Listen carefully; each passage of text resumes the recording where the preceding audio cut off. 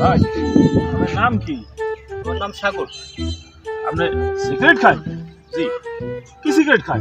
ব্যানসন। ব্যানসন। আচ্ছা ভাই, একটা ব্যানসনের দাম কত? 19 টাকা। 19 টাকা? তাহলে একটা ব্যানসন তো 19 টাকা। আপনি ডেইলি কয়টা খান? 1 থেকে 1.5 প্যাকেট। 1 থেকে 1.5 প্যাকেট। 1.5 প্যাকেট?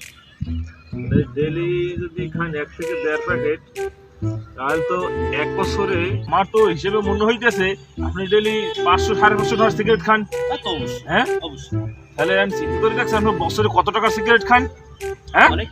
অনেক টাকার সিগারেট খান। এই যে খাইয়া আপনি নিজের শরীরের ক্ষতি করতেছেন, টাকা অপচয় করতেছেন।